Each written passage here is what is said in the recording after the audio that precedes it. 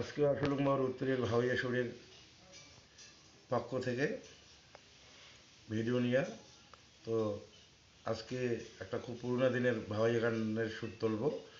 সেই গানটা হচ্ছে ও প্রাণ সাধুরে কোসার করি সাধু না করেন ব্যয় পর নারী সাধু আপন নয়। খুব পুরোনো দিনের গান। তো যখন পতুড়ি ছিল, ঘুরা পতুড়ি মাইক, তখনই আমি ছোটোতেই গানটা শুনেছিলাম, ক্লাস যখন 2, 3, 4 পড়ি। তো সেই গানটা আমার ব্রেনটা এখনও আছে, হৃদয়ের মধ্যে ঢুকে আছে। তো সেই গানটা আজকে আমি করব। যদি ভালো লাগে লাইক করবেন, শেয়ার করবেন, কমেন্টস করবেন, সাবস্ক্রাইব করবেন। তো আমার ভিডিওটা সবার আগে পাওয়ার জন্য সাবস্ক্রাইব করে রাখবেন এবং বন্ধু বান্ধবের সাথে শেয়ার করবেন। শুরু করুন, শুনো।